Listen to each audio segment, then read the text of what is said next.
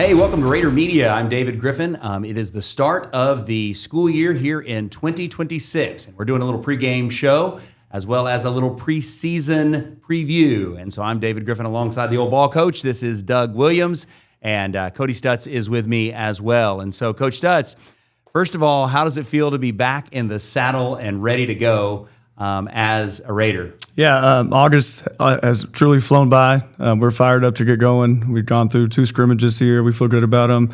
Lots of improvement since we started. A lot of new faces with a lot of experience mixed in there as well, but we're ready to go.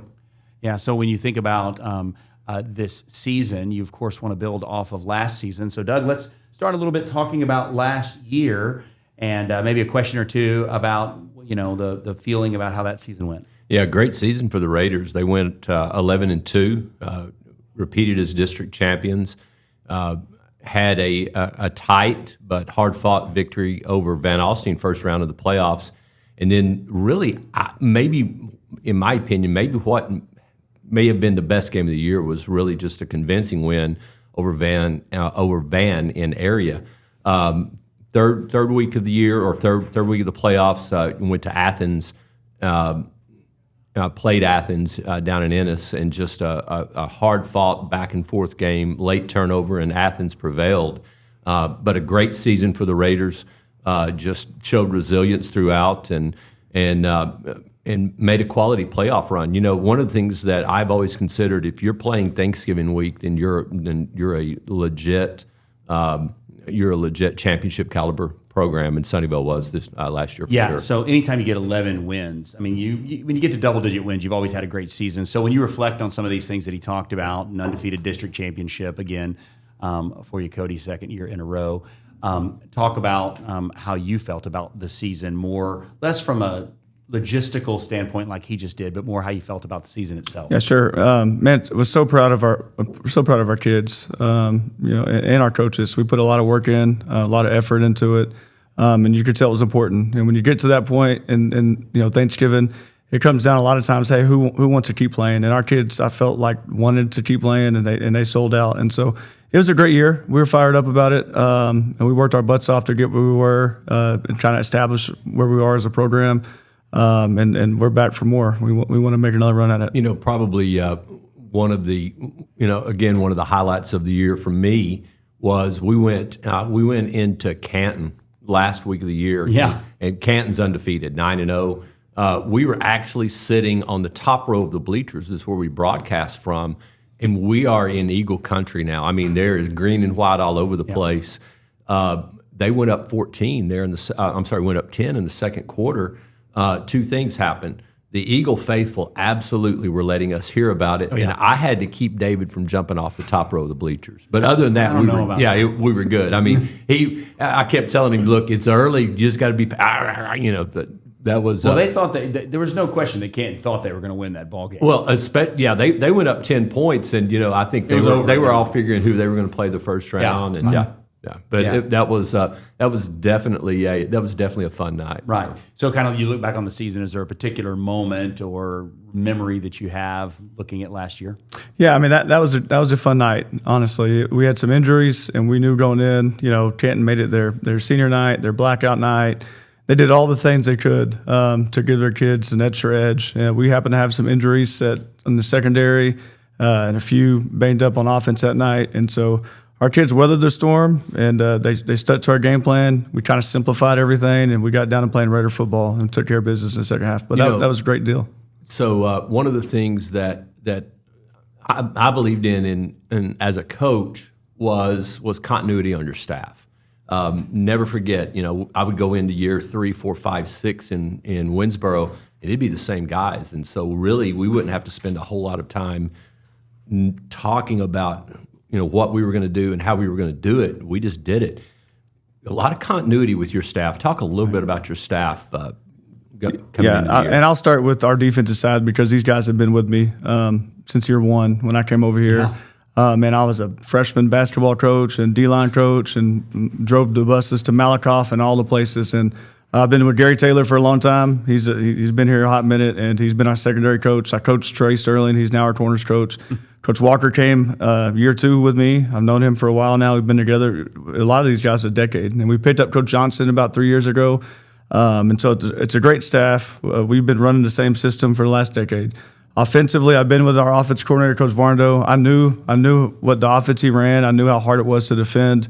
He had been coaching at Bullard, and I've been a head track coach. He was head track coach. We were good friends, and we always said, "Hey, let's go win a state championship." First head coach opportunity each of us gets, and I try to get him everywhere. Every time. And so I picked up on the phone and called him. And he said, "Let's make it happen." And so we had to wait through his season to get over with, but he's an absolute stud, so right? How big of a deal is that now that basically everybody that's on varsity has had their entire varsity career with him as their offensive coordinator versus that first absolutely year? It's a huge deal. You think about installing a system. I mean, with Coach Wright and then Coach Settle, that system was implemented from high school all the way down to middle school, and even our Sarissa teams were implementing that system. So year 1, we were so behind compared to where we are now. We're so much farther ahead from terminology, vocabulary with our offensive system. Our kids have so much recall and knowledge of it. They can just come out and we can do so much more offensively. Yeah. And we have a great staff over there. Coach Simpson, we got from Poteet, was an offense coordinator. Coach Duff, we hired, played for Coach Simpson over there as our online coach. Coach Lynn had worked with me at Namath Forest. He's an absolute stud. Just have a great dude to have around to remind us that it's still a football game, right? And Coach DeAndre Taylor's been here a few, at least 5 years now. And so you got Coach Wester with a world of experience coming in this year. Yeah, 30-year-old veteran at the middle school. My oldest son is going into 7th grade, and I could not be more fired up that we've got Coach Wester over there. Man, they're doing one of the coolest things I've had happen in my entire career here happened this morning. It was 6:30. Yeah. Take your time. Go ahead. Yeah, it was 6:30 in the morning. Sorry. Okay, take your time. Yeah, man, it was 6:30. Lights are on, and I was able to go watch middle school practice and fly back over to that. Man, give me a second. I'm sorry. Hey, listen, you're a great dad, and you're a dad first and a coach second, and so this means a lot. Go ahead. And sitting across from you, I'll tell you that I can't tell you how old it is, how old I feel now to know that your son is now a 7th grader. It's crazy. Yeah, it was a cool deal, man. They've been practicing in the morning time with the Heat.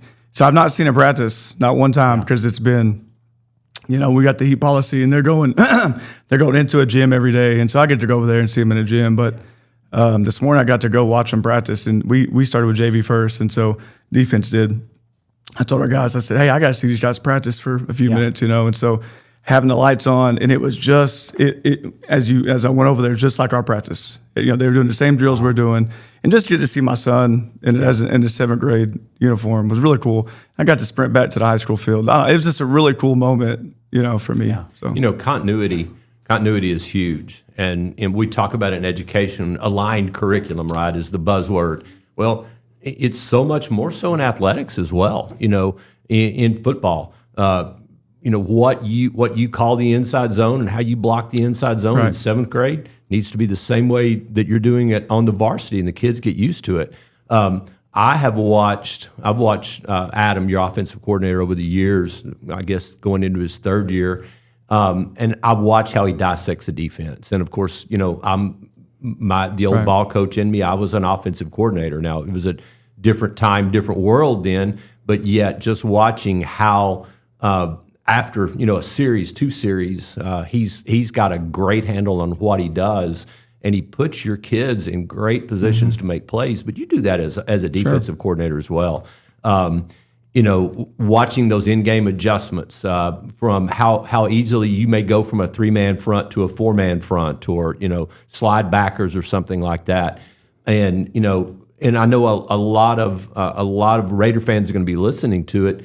I just give high praise to your coaching staff to always make sure that your kids are prepared. And to me, again, when I was the superintendent here, that was always the first thing I wanted to see when I went to any game, was how the kids were prepared, and you guys do a great job of that. Yep. Yeah, and I think from even the earliest age, even before they get in there, one of the things that I feel like Raiders have done, and just kind of throughout is teach your kids to win, because I think that's the hardest thing, is mentally to recognize, we're the district champs, and that doesn't mean someone can't knock us off, but we are the reigning district champs. We will be district champs. I think that's their expectation. I don't think anybody thinks anything different any year, including this one. Correct? Now this year you've got the added advantage that last year's senior class had really poor coaching when they were in Sarissa. Okay, seriously. Yeah. Let's move on to something really meaningful. Keep going, Coach. Okay, that was my first shot at David Griffin. Yeah, new district. We have kind of a meat grinder of a schedule with some big teams. Paris is a 4A Division I team. They're picked to finish second in their district behind Sulphur Springs. They got 8 kids coming back on offense, 2 on defense, and so the stats of that quarterback are 2,700 yards and 31. They look just like Casey Maupin. So, he's gonna be a good quarterback. And then we take on Mount Pleasant, and we got Ferris, and clearly we got Van Alstyne and Gilmer. But our district, we open up probably with the biggest challenge in the district. We're at Farmersville, and so I think they'll be our biggest challenge early. One, we haven't played them in a long time, but 2, they do have a previous coach over there as offensive coordinator, Coach Navaja. So our kids will be fired up to get over there, and so. And then Quinlan Ford's always tough, but the expectations are to win a district championship, right? Just one stepping stone as we get into playoffs. Yes, sir. Yeah. So let's talk a little bit about some of those things and some of the new players that are going to have to step up. Kind of as we reviewed last year, there's some pretty good players that you graduated. Let's talk about, first of all, on the offensive side of the ball. Of course, you replaced Peanut Cross. And then you've got 2 linemen that you need to replace, as well as a couple of receivers. Talk about each of those areas and what you expect during those times, and perhaps some returners. Yeah, we'll start with the O-line because we graduated 2 Division I offensive linemen, right. And so kind of funny though, we've moved up Little Eastman. Major's a starting tackle for us, and he kind of looks just like Cooper, and so. Yeah. He's actually in our hammer packages and stuff like that. He's doing the same thing as his big brother, and so he's a shine. He's a superstar. He's gonna be a stud, and he's only a baby. He's a sophomore, but we really like him. Jason Brasino is returning. Jace O'Gean is returning. Burleson is a 3-year starter as well. In that last spot, we're anticipating Brady Neff and Michael Ortiz has been working there, and so they're working well as a unit right now. And we feel good about it, right? And so. I think that's been a little bit of especially with one of them out. It's been a pretty good little last couple of weeks. That's been a positive in the scrimmages from my perspective. Yeah, sure. We were able to run butt sweep and run on Tyler. Our guys were getting downhill, and so to be clear, for those that didn't watch, they are not very familiar with the way that it works in a scrimmage. The quarterback is not really allowed to run during a scrimmage unless it's just a complete rollout and they're all by themselves. So you don't have to game plan for that. The linebackers can cheat, all those kinds of things, because Casey Maupin's quite a runner himself. Sure. Yeah, he's our returning DFW rushing leader, and so quick whistle on him. We didn't want anybody to touch him. Was kind of our right. Yeah. Your offensive line the last few years. It seems like every year you've got we're having to replace a couple or whatever that is. Talk about a couple things in replacing those offensive linemen. First of all, great job in the weight room in getting kids like Neff that maybe have developed from one year to the next. But then also Dante Duff and what a find he was for the staff and the job that he does in developing those linemen. Yeah, man, he's through the years we've had great O-line coaches from Coach Beard to Coach Broom, and every time we lose one, it's like crap. How are we going to have somebody replace him? And, man, sure enough, Coach Duff has stepped up, and he's it, man. And he doesn't talk much. You don't hear much. Intensity to him, though, but he does. And those kids listen to him. They respect him. He played Division I football center. Yeah. He could still bench 500 pounds to this day. How many times did he do it? He stopped at 20. He stopped at 20. He did 225 pounds 20 times. The other day. He could have probably done closer to 30, they say. Yeah. And, he pours into these kids. You'll see him eating lunch in the cafeteria with them. You'll see him eating lunch here and there. And he just pours into these kids, man. And he has a great relationship with them. They trust him, and they will freaking run through a wall for him. So to kind of what Doug would call one of the keys to the season is running. What's your hope for this? One of the things that David and I have talked about, kind of as we prepared for today, is you are having to replace a Peanut Cross, and sure. Jaden was the leading ball carrier, most touchdowns, the whole work. Well, I say your leading ball carrier was actually your quarterback. And the thought being having those running backs step up. Aiden Brown, top returning rusher from last year, but having those guys step up. Talk to us a little bit about your run game. Yeah, running back. Clearly it's Aiden Brown. It's time for him to shine, right? And so he's gonna be a junior now. He's been moved up a little bit, even as a freshman. Right now, he will lead the charge at that position, and he's had a great fall camp. We also have, and again, there's no replacing Jaden Cross. I mean, he was heart, he was soul, he was worth his butt off. He was the heartbeat of the team, wasn't he? He was, yeah. And so he great mentor, great leader for us. And those guys are ready to try the best to fill his shoes. We'll have several of them. We think Caden Walton is going to help us a lot, right? He's going to be a sophomore. He had to start one game last year. The Rancho game. Because both Cross and Brown were injured. And you think about that Rancho game, our starting running back was a freshman, and we had Casey Eckler out. But Caden Walton's to help carry the load, and we also had Ant Williams, Ant McCoy. He's a little shifty back that you can barely even see sometimes, and he will get downhill in a hurry. You might as well kiss it goodbye. Absolutely, he's a quick 4.5 kid, and so we have a 3-way rotation, but we're deep, man. We got Carter Chrysler can play some, Zach Russell can play some. We have our best soccer player that's currently playing some running back for us, Zach Hijass. So we have a bunch of them right now that we feel really good about. Yeah, so when you think about that running back, of course, the receiver room has changed a little bit. One of the things kind of coming out of the scrimmages, you're like, hey, how do we continue to improve in that? What do you see on the horizon? Yeah, I will tell you what Coach Vardo and Coach Taylor talk about our kids a lot is how they block, right? And I'm just telling you, and it goes back to the Griffin boys. Like they set a great example of not. When you don't have the football and it's somebody else's time, you go freaking block. And one kid that stepped up is Jacob Patcherell. He's blocking his butt off. He does everything right. Super proud to see him. Little Sam Baldwin has stepped up. Man, he makes great catches and has great instincts. Riley Harris is our deep threat. He's doing a great job. Yeah. I mean, he can stretch a defense. And then clearly Grayson Smith is an absolute freak. And I'm not sure he can be covered one-on-one. Can he? It is a matchup issue because again, Grayson has the ability, and he has the ability in open field that it's hard for a linebacker to slide out and covering. Yeah, but as we saw, and then if you bring a DB down, then he can physical up a DB. So that is that conundrum that I think defensive coaches face against him. Well, in the Tyler game, it wasn't a problem of being able to cover him in the sense of being in the right position. You just can't stop him from catching the ball. Yeah, and that's it. Just because he's good, he's physical. And so for those that are listening, talk about his position and kind of how the uniqueness of that position, how it's evolved over time. Yeah, I mean, it stretches you as a defensive coach because they can be in so many different. It's the same personnel group, but they can be in so many different formations. They can be in 2x2 trips, empty.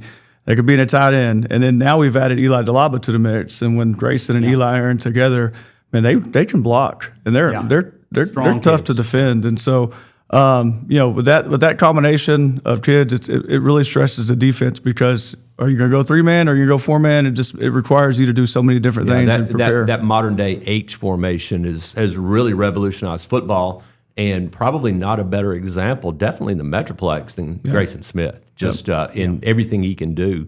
And, last year you used him in the backfield some in goal line sets. Well, don't know if y'all noticed, but Grayson Smith, he started for me on defense as a sophomore, never played offense. And then junior year, he slowly made his way to the offensive side of the ball. And so now I have not even repped him on defense this week. Yeah. That's where I am with him. I will say that, last year we looked at some stats. Last year he had 10 tackles for losses and 2 sacks. Yeah.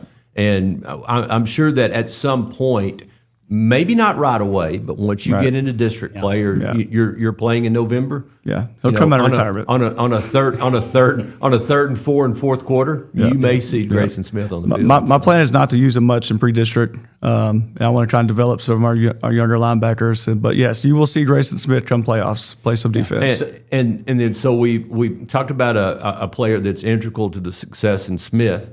Now let's talk about your quarterback, Kason Maupin. Again, just considered maybe the best dual threat quarterback in the Metroplex. The number that I have for him, to me, as the old ball coach, the most important, in his career, he is 20-6.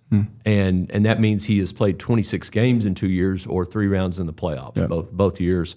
Comes into the year, 71 touchdown passes on his career, and he's rushed for 21. So he's accounted for 92 touchdowns. Yeah. All of that said, the intangibles that he brings to the team. Yeah. Number one, though, we started our career together. Me and Kaysen could not be more blessed to have him. I'm so lucky that we had him coming out. But, man, he's it. He's our new peanut, right? He's our new leader. He's our new heart. He's our new soul.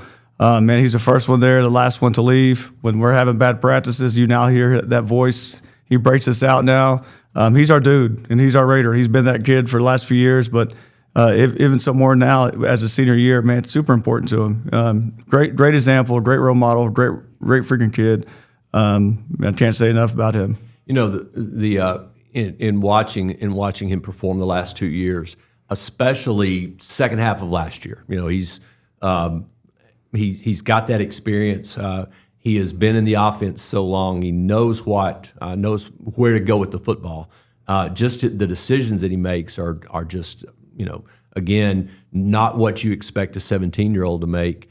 But one of the things that I always felt like was just that much more so with him, 3rd and 8, no receivers there, and the number of times he can pull the ball down and pick up the first down is just, it's remarkable sometimes.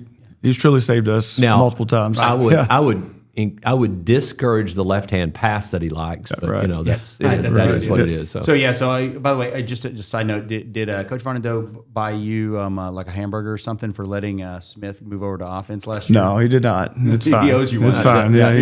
That's offensive coaches. It is. So. Yeah. Well, so let's move over to the defensive side of the ball. Honestly, quite a few people to replace on that defensive side of the ball. Of course, some of them, it's hard to determine who was a starter and who wasn't a starter. But honestly, there's at least, probably 5, 6, 7 kids that you're going to have to replace. How are you going to do it? Yeah, man, I think you look at linebacker play with Austin Helton leaving. He was off and on, 4-year starter, but he missed his junior year, right? And so one kid that stepped up is Logan Long, man. He's been playing up since a sophomore. Yeah. If you guys probably don't remember, but his sophomore year, Caden Lucas goes out versus Van, and Logan Long plays the entire second half. Mm-hmm. Junior year, the same as that thing. He played every 3 linebacker position. I never got to use him at Mike. Dylan Gomez stepped in for Austin, but Logan's always been a Mike. It's been his true position, and he's owning it right now. He understands me. He understands my language. We've been doing it for a long time. I could not be more fired up in Logan Long's performance right now. Well, he played. So his freshman year, he played up with the JV. He actually ended up, because of so many sophomores, where you had to move him to varsity, so he had to play JV. So he's actually been playing up. Yeah, he's been playing a lot of football. And so the linebacker position, he's been holding it down. Houston Bryan, of all people, been playing safety most of his life. Yeah. I grabbed him this summer and started working him in outside backer because I wanted to free Grayson Smith up. So right now I got Houston Bryan at my outside backer, and I got another former safety, Zach Russell, and I just got a bunch of speedy guys out there. And give me your guess though, from this time last year, between the two of them, what's the total amount of weight that they've gained from this time last year between those two guys? Not enough. Well, but not enough, but it's probably 40 or 45 pounds. Definitely Russell has put on some weight. Yeah. And in Houston, every day I'm saying, hey man, go home and eat some more protein. Right. So my experience with Russell, of course, I've known him since he was knee high. Started kindergarten here, and sister was Micah Russell on the state quality basketball teams for Coach McDill. But never. So one day when I was with the 8th grade, they inserted him at defensive end, and watching him come off the ball with a burst. I Coach Flannery was here at the time. I looked at Chuck and I said, guys, y'all have got something. Yeah. And I think just him carrying that burst on the field. Absolutely. Both those guys are feisty. Yeah. I would describe them that way, which obviously can work because it did for Caden Lucas. Right. Talk about that for a minute. Yeah, absolutely. I mean, you think about Caden Lucas, he was pretty much a 2 or 3 year starter for us, right? And we got a lot of play out of Caden Lucas, but these guys can run, they're physical, and that's not. I also have 2 more that I think can play outside. You got Carter Chrysler that's out there. And he's a tough physical kid. You got Easton Baldwin, who's come over to play some outside backer for us.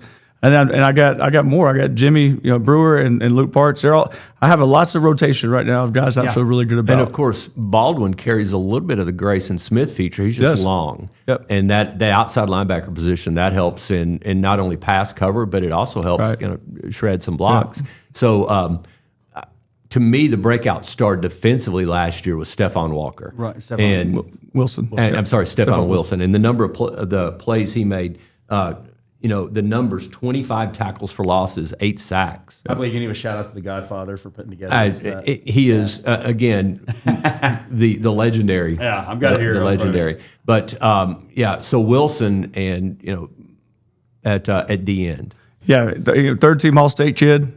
He's put on 15, 20 pounds. He is jacked and ready to go. Yeah. He's going to be a problem. He is going to be a problem. And so we're going to try to put him in position to go one-on-one as much as we can in pass situations.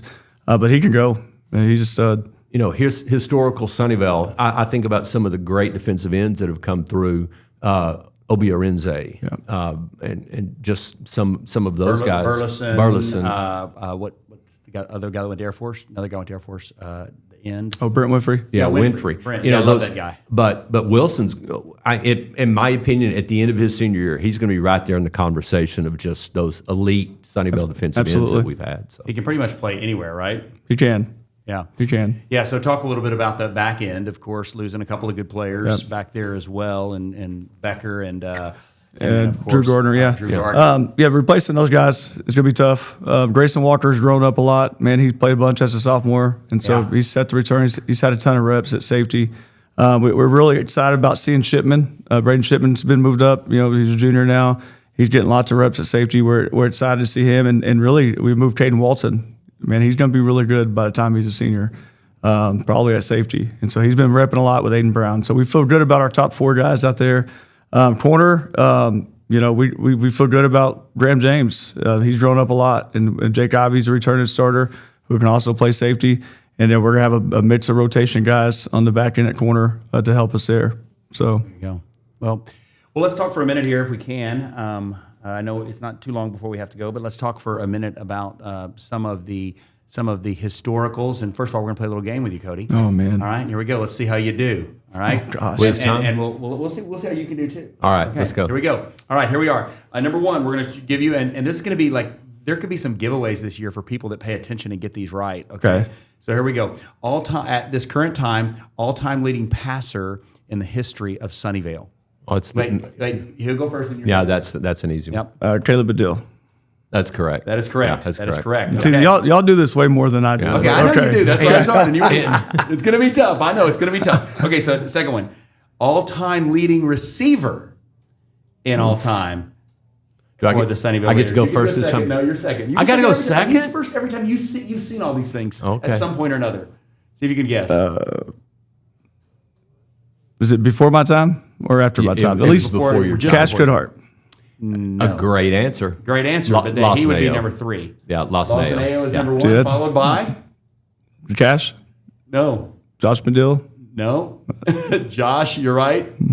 Quinn. See, way before me. Yes, way before you. me. That is way before your time. Josh Quinn. Yep. Okay, so now this one, there's almost no way anybody would ever get this one. I've got it. You know it. I know what you're about to ask. All-time leading rusher? Yeah. The all-time leading rusher in Sunnyvale Raider history. And by the way, there's a story associated with this one. Right. Commerce story, right? All right. I know of this kid. Okay, go ahead. I don't know how to say his name. Mustafa Abdul Khalaf. Yeah, he's before me.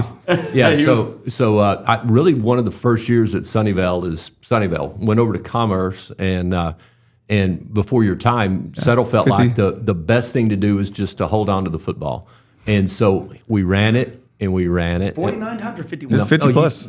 You just spoiled the punchline, Oh, Griffin. man. Golly. Sorry. So on the way home, John asked one of the coaches, he said, I bet I handed the ball 35 times to Abdul tonight. He goes, Coach, you handed it to him 52 times. Wow. He told me the story on Monday. I wrote him up for child abuse. I really did. So anyway, so he averaged in the season, he averaged 6.6 yards a carry. Of course, that's nothing compared to Trey Sterling, who averaged 9.1. Yeah. But Trey is not the second leading rusher in Sunnyvale history. Who would be? Trip Makeda. That is correct. Okay. It is Trip Makeda. Yeah. Very good. And possibly the most unreal run ever was the last play of the game against PG. Yeah. So all-time scoring. All-time scoring. Who do you think leads that? Gabe Piniella. No, once again, Lawson Ayo. Lawson Ayo. Who's second? Second is Trey Sterling. Oh, yeah. Then Cash Goodhart. Well, now that's based on way down. touchdowns. I don't know if that's based Gabe on extra Piniella. points, though. Gabe Pindiala's here. Is it? He's based on extra points? Way So down. Gabe Pindiala is by far the all-time kicking. You know, and we've talked about when we talk about Sunnyvale historicals, some of the you've had your Caleb McDeals, and you've got Moppin, some of those great quarterbacks, the great defensive ends. The history of our kickers around here is unbelievable. Almost the automatics. We score and everybody can get a hot dog and a Coke because they know we're about to go 7, right? And Pindiala was huge as a part of that. So there is, of course, the most likely person to make a move is Kaysen Moppin, who is actually, interestingly enough, he's behind Caleb McDill, who Caleb actually even did some work down through the years with Kaysen, so they're good friends. But Caleb had 6,519 yards according to the Godfather, and Kaysen currently has 5,758. Okay.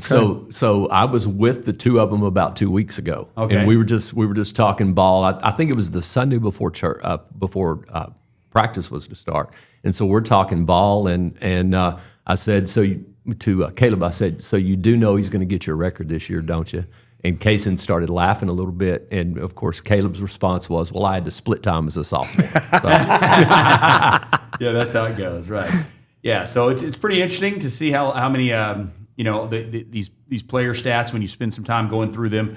Of course, during the course of the year, we will be asking some of those questions. Because I just think it points back to the history. Again, I'm hired here in 2007, right? And we started a high school. 2011 was our first team.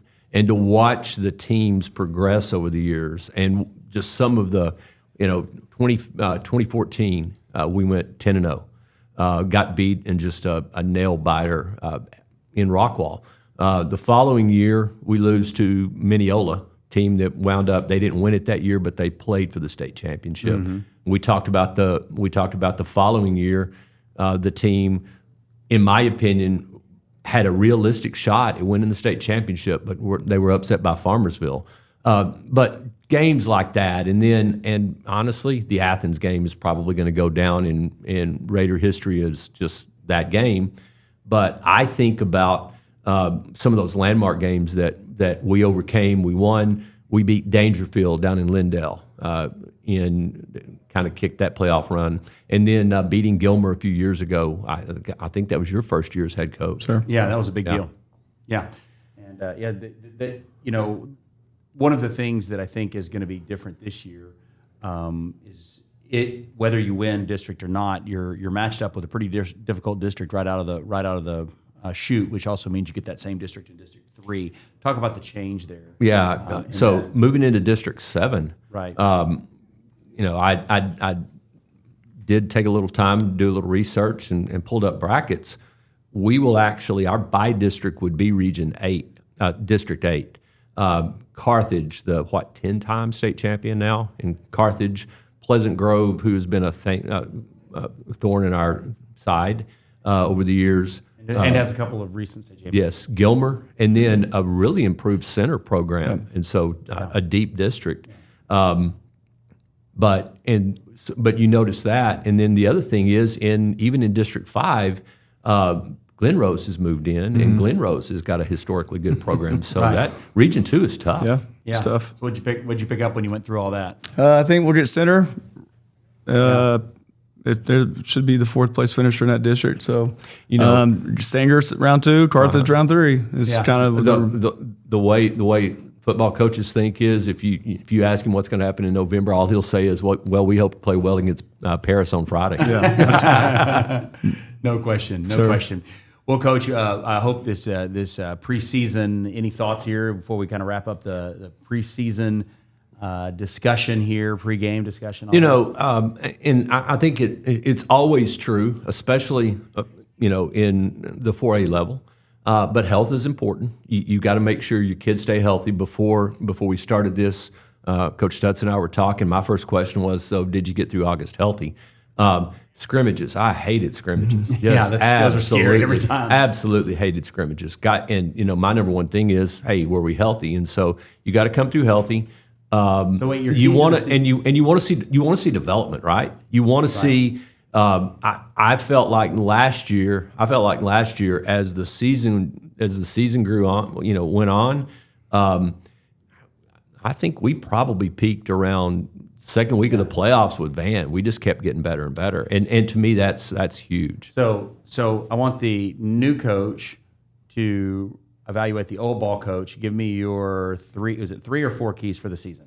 You're going to tell him how he does. Okay. So I'm going to start with health. Health is always huge. Number 2, I want our offense. I want our ball carriers. I believe in offensive balance, and that's to me that's where it is. But I would love to see our non-quarterback ball carriers, our running backs, average about 120 yards a game. Okay. That means that Moppin is not having to carry the load nor carry the ball as much, and I think that's huge. And then defensively, my goal for the year would be defend the run. At some point, you get in those big games, those district championship games, those playoff games, and you've got to have a stop because I'm down 4 points and they cannot run the clock out on me with by being able to run the ball. So I've got to be able to defend the run. Okay. So I think the last one is we've got to be good on special teams this year. Awesome. Good luck this year. Sir. Look forward to seeing the Raiders on the field. All right, thank starting you, guys. Friday night in Paris. Yeah, All right. Coach. Thanks so much for Yes, joining sir. us. Thank Appreciate you. it. Appreciate it All so right. much. Hey, everybody. There goes Cody. He's got to head out. He's actually what are you headed to? Stadium management meeting. That's how active we are. Got a lot of things happening here. Hey, just want to say this. Thanks for joining us here on our pregame show, preseason pregame show. Hopefully it'll be something meaningful and something we can continue each year. Any final thoughts, Coach? Not a whole lot. Ought to be a great season. So look forward to it starting Friday night. Yep. Thanks so very much. And congratulations to all the players that have put in the effort and the attitude to make this season a possibility. All the rest of us, we just get to sit around and talk about it. Thank you. God bless you. Have a great week.